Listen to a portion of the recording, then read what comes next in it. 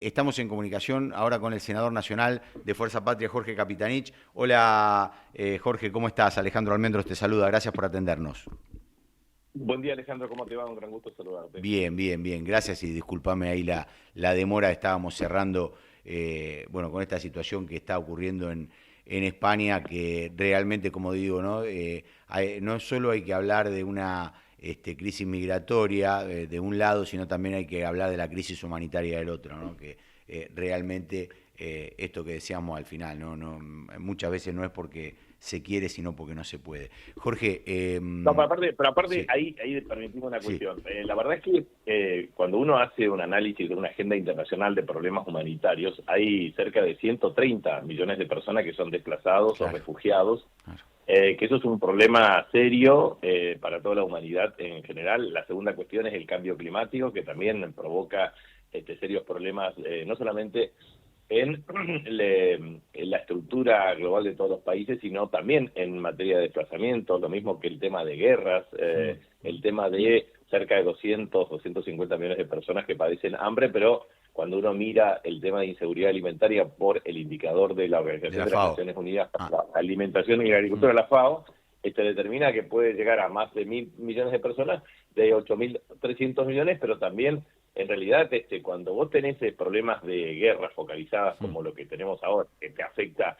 el precio del combustible, te afecta el precio del transporte, que te afecta el precio del helio, que te afecta el mm. precio de muchos bienes que forman parte de la matriz de insumo producto, obviamente te va a afectar en el precio de alimentos, que ya de hecho, cuando vos Es mirás caro, claro. precio de soja, por ejemplo, ya estás mirando una evolución extremadamente elevada, se ha elevado en los últimos 3 meses, y esto es lo que hay que entender como un problema de carácter global. O sea, si hay un mundo en Mm. donde ha decidido imponer la fuerza y sustituir las reglas y no hay una negociación razonable, esto se convierte en algo caótico, ¿no? No, por eso yo decía, ¿no? Que muchas veces ay, arrancamos hablando de esto y vamos a hablar de otra cosa, pero estos muchas veces son los temas más importantes, ¿no? Porque cuando vos hablás de esto que estamos viendo, que ayer se viraliza por lo que pasó en Ceuta, digo, vos estás hablando de una crisis humanitaria eh, que muchas veces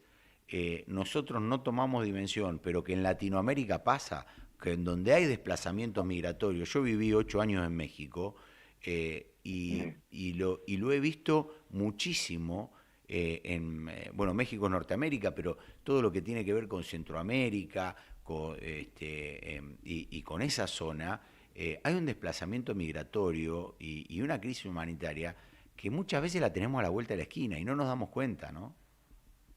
Totalmente, y aparte porque hay una cuestión desde el punto de vista de la transformación, desde el punto de vista cultural, incide en la identidad nacional, Mm, en la cohesión social, en la movilidad social ascendente, en las estructuras religiosas, en el desarrollo cultural de los pueblos, o sea que hay un problema de una densidad. Por eso yo siempre aconsejo y recomiendo Magnífica Humanita, que está realmente, es una encíclica extraordinaria, porque es un repaso de la doctrina social de la Iglesia, que en mm, realidad se reconoce como tal a partir de 1950 con Pío XII, pero que arranca con Rerum Novarum en 1891, mm. y la verdad es que los problemas del bien común, de la distribución universal de los bienes, los problemas de las desigualdades sociales, el problema de la subsidiariedad, o sea, hay muchos temas que hoy siguen latentes de una manera Sí, gravísima, ¿no? sí.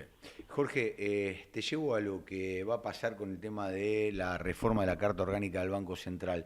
Digo, ¿cuál es tu visión?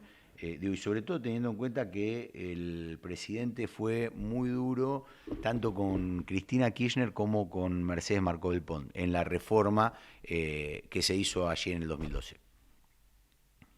Bueno, en primer lugar, me parece que es una reforma de carácter parcial cuando en realidad yo tengo una visión de que la República Argentina tiene una tendencia secular al estancamiento o al bajo crecimiento producto de restricciones irresueltas, reglas incumplidas y políticas fallidas.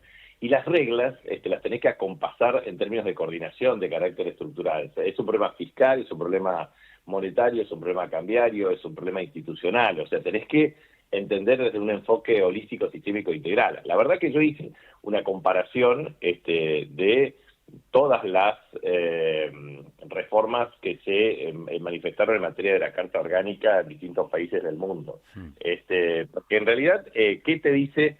Los 6 ejes del proyecto oficial, ¿cuáles son? Primero, el mandato único de preservar el valor de la moneda, que es el artículo 1 y el artículo 3. Segundo, abandona el mandato múltiple, que es el que es fijado por la ley 26.739, que es la que modifica a Cristina, Mercedes Martó del Pon, etcétera, se plantea, bueno, no es solamente el problema de estabilidad de la moneda, que eso fue también con la ley 24.144, creo que era la de oportunamente la de la convertibilidad. Entonces, la verdad es que mandatos múltiples con objetivos primarios o secundarios, o por ejemplo la Reserva Federal, desde 1913 hasta 1977 tiene por lo menos 2 mandatos explícitos que tiene que ver con estabilidad monetaria, pero también es el pleno empleo. Y obviamente tiene un efecto también respecto al tema de tasa de interés. Entonces yo te diría, vamos a sintetizar los 6 puntos que tiene el proyecto. Primero, el mandato único que sustituye mandato múltiple. Segundo, efectivamente el proyecto lo que tiene es la independencia y el gobierno del banco, con remoción por causales taxativas y aprobación de ambas cámaras por 2/3. La verdad, plantea simetrías desde el punto de vista de la designación, con simple mayoría y 2/3 para la remoción. Eliminación del Ministerio de Economía al directorio, que eso es una cuestión que perfectamente puede plantearse, pero eso no es determinante, y la derogación del artículo 71 de la ley 24.156. Y ahí voy a darte todas las críticas fundadas. Primero, ¿en serio plantea la autonomía y independencia del Poder Judicial, del Banco Central? Sí. El gobierno que coloca a su socio, al socio ministro de Economía como presidente, que nunca fue al Congreso de la Nación jamás a brindar explicaciones de nada. Cuando se le planteó la explicación respecto al tema del uso de la reserva del Banco Central, no dijo absolutamente nada, que violó sistemáticamente los problemas de endeudamiento con el Fondo Monetario Internacional, que tomó 12.000 millones de dólares sin pasar por el Congreso, violando la ley Guzmán, o a su vez, cuando toma operaciones de 5.000 millones de dólares sin pasar por el Congreso, o este gobierno que manejó 194.068 millones de dólares en 2 años sin ley de presupuesto, o es el mismo gobierno que con 603 artículos a través de 2 instrumentos generó 82 decretos de necesidad de urgencia o 92 decretos de facultades delegadas. No, la verdad que no tiene ningún tipo de credibilidad. Tercero, la prohibición efectiva de financiar el sector público, derogando los adelantos transitorios por el artículo 20 y prohibiendo los préstamos al sector público. La verdad, si vos tomás esto, ¿por qué no lo hicieron antes? Decir, estos prácticamente 28 meses de gestión, ¿qué hizo el gobierno? Tomó adelantos transitorios, generó mecanismos de anticipo y a su vez manipuló encaje hasta el 50%, manipuló la tasa de interés, manipuló el tipo de cambio, aplicó Panda, aplicó Crawling Peg, o sea, hizo mecanismos de intervención de todo tipo y color, y de pronto se le ocurre efectivamente establecer mecanismos de rigidez. Pero Jorge, ahí te hago un paréntesis y te pregunto esto. Digo, esto que está mal, esto para mí está mal, esto que vos decías, de hacer esa utilización indebida, digo, no está bien ponerle en esta parte, decir, bueno, que no sirva para financiar el déficit fiscal, que no se pueda emitir ese dinero, para que no se utilice para la política. ¿Esto no lo ves bien? A ver, a mí me parece que es absolutamente clave, y yo te diría 4 reglas que hay que articular en la Argentina. Regla fiscal, que tiende al equilibrio, regla monetaria, que tiende a la estabilidad, regla cambiaria, que tiende a la competitividad, y una regla institucional que te tienda a la caridad. O sea, la República Argentina ha tenido un problema serio. En los últimos 75 años, nosotros tuvimos una tasa efectiva de crecimiento de 1,7% en términos de Producto Interno Bruto. Si analizamos en términos de crecimiento per cápita, 0,5%. Si tomamos efectivamente un valor actualizado 2026 en dólares, estamos cerca de 15.000 dólares per cápita y deberíamos haber tenido 30.000 dólares. Entre las cuestiones que me parece que se han incumplido son reglas. O sea, concretamente, si vos me planteas una pregunta concreta, ¿hay que fijar reglas? Yo te diría sí. ¿Reglas fijas o flexibles? Bueno, yo te diría que ninguna regla tiene que tener tanta rigidez como para no tener cláusulas de escape. Sí, pero ni tanta flexibilidad para que sea manipulada, ¿no? Exactamente. Entonces yo creo que ese es un tema que hay que discutirlo. Yo estoy absolutamente de acuerdo con esa necesidad de discutir una reforma de la Carta Orgánica que sea compatible con eso. Vos fíjate, yo te decía si vos me permitís, a ver, si vos, mira, Estados Unidos, ¿qué tiene? Sí. Mandato triple, te decía. Sí. Máximo empleo, precio estable y tasa de interés de largo plazo moderado. ¿Qué hace? ¿Qué no puede hacer el banco? La Reserva Federal, la Fed. No puede comprar directamente deuda del Tesoro, solo opera en el mercado secundario con open market. Tercero, la independencia y remoción. Viste que los gobernadores, que son 7, tienen 14 años removible por causa de rinde cuentas ante el Congreso. Esto es un tema clave, me parece que es clave que el presidente del Banco Central rendir cuenta. en el Congreso que porque, no se ha hecho. Porque pará, recién nosotros hablábamos con Diego Armesto recién, con el abogado constitucionalista, y Diego lo que nos decía era, ojo que el presidente del Banco Central responde y reporta al Congreso de la Nación. Exacto. Y lo que pasa es que, fíjate vos, puede ser designado en comisión, como efectivamente se planteó.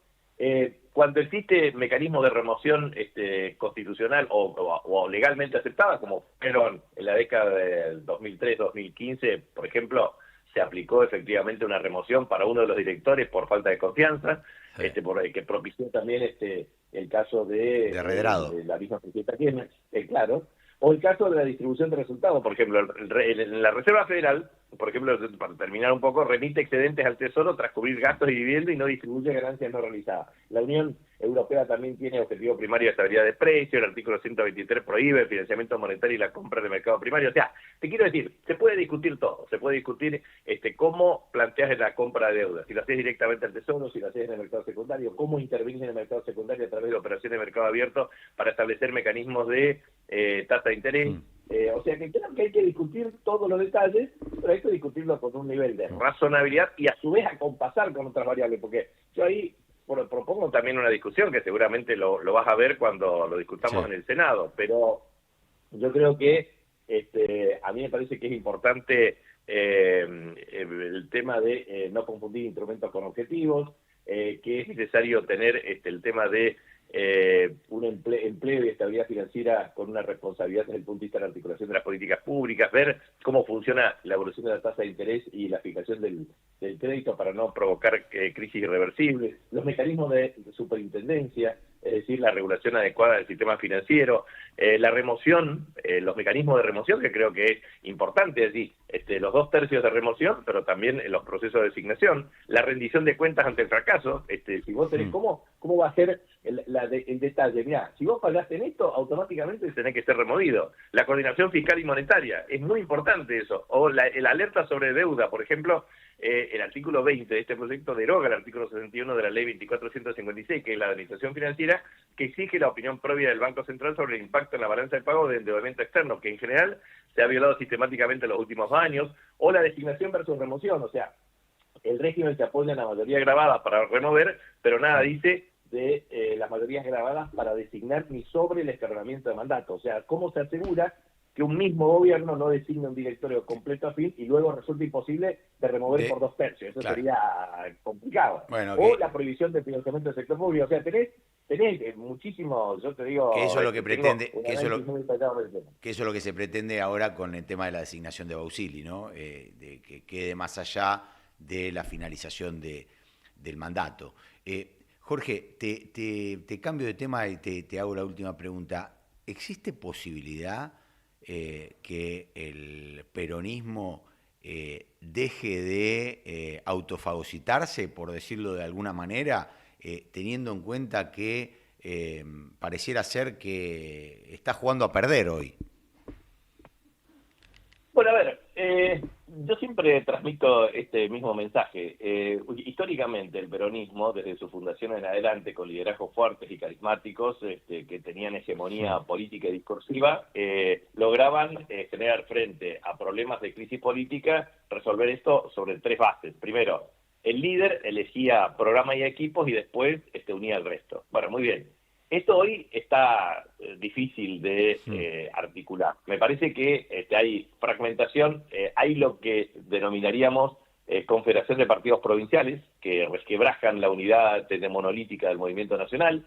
Y en tercer lugar, me parece que hay que cambiar y no ponerle el carro delante del caballo. O sea, para mí lo que necesitamos nosotros es fortalecer y unificar la representación. O sea, ¿a quién representamos? Representamos a la industria nacional, representamos a las pequeñas y medianas empresas, representamos a la discapacidad, representamos al desarrollo global y colectivo del país, a la defensa del ambiente, etcétera. Bueno, ese tema todavía no lo tenemos esfuerzos muy dispersos, no tenemos unificada la representación. La segunda cuestión, me parece que tenemos que tener un programa de gobierno muy sólido, y en ese contexto tenemos que tener algunas cuestiones que no se discutan de cara a la sociedad. Por ejemplo, el peronismo no puede discutir el tema del equilibrio fiscal. Nosotros tenemos que garantizar equilibrio fiscal sobre la base de combate a la evasión, a la ilusión fiscal, al tema de eficiencia en la asignación de los recursos, en sensibilidad desde el punto de vista de la administración de los sectores más complicados, en la administración de los gastos tributarios. O sea, nosotros tenemos que tener reglas fiscales y que tenemos que tener equilibrio fiscal. Segundo, nosotros no podemos pactar con la inflación. Nosotros tenemos que garantizar estabilidad monetaria, y para eso es absolutamente imprescindible tener reglas de agregados monetarios y de tasa de interés y de metas de inflación. Tercero, es absolutamente imprescindible tener en claro una regla cambiaria que tienda a la competitividad, porque la primera fase del modelo debería mejorar los problemas de competitividad, pero después, cuando tengas más abundancia de divisas en la oferta, naturalmente vas a tener un tipo de cambio más alineado a parámetros internacionales asociados a sectores que efectivamente compiten más. Cuarto, nosotros tenemos que tener calidad institucional. La Argentina, de los últimos 50 años, ha tenido en promedio entre 2,5 y 2 años por director ejecutivo de los organismos sensibles. Eso no puede funcionar más. Entonces, y si tenemos política industrial que tienda a generar valor agregado, y tenemos una política de empleo que baja la informalidad, mejore el salario mínimo y mejore el salario en general, y tercero, que corrijamos los problemas de deficiencias estructurales en las asimetrías en la distribución espacial del ingreso, y a su vez que corrijamos los problemas de ciencia y tecnología. Nosotros, este gobierno, por ejemplo, está destruyendo la ciencia y tecnología, y eso no puede ser en términos de competitividad. Y por último, nosotros tenemos que ser capaces de resolver la restricción energética tiende a resolverse, pero no de esta forma solamente extractivista, sino con un modelo más integrado de red de proveedores locales, articulación con pymes y mejoramiento de la energía como un insumo estratégico para el desarrollo, o lo mismo que el tema de infraestructura para mejorar la logística y hacer más competitiva nuestra economía, o al mismo tiempo tenemos la responsabilidad política de generar liderazgo, pero no para erradicar a la oposición, sino para articular con la oposición políticas públicas de Estado. Ojalá que se pueda, sobre todo por el bien de la democracia, ¿no? Que haya un oficialismo y una oposición que puedan llegar a articular políticas de Estado, porque hace muchos años que no se ve en la Argentina, y la verdad que estaría bueno dejar de saltar de un lado a otro, Jorge, sobre todo porque en el medio estamos todos nosotros, ¿no? Los ciudadanos de a pie. Así es. Eso está tan claro como eso, porque nosotros, a ver, si esto enciende fanatismo de ambos lados en una polarización extrema que se torne irreversible, entonces vamos a tener un serio problema. Por eso yo digo, discutamos todo, pero con pluralidad y respeto. Jorge, te agradezco esta comunicación con No la vimos venir. Que tengas un gran día. Gracias igualmente. Hasta luego. Es Jorge Capitanich, senador nacional por Fuerza Patria.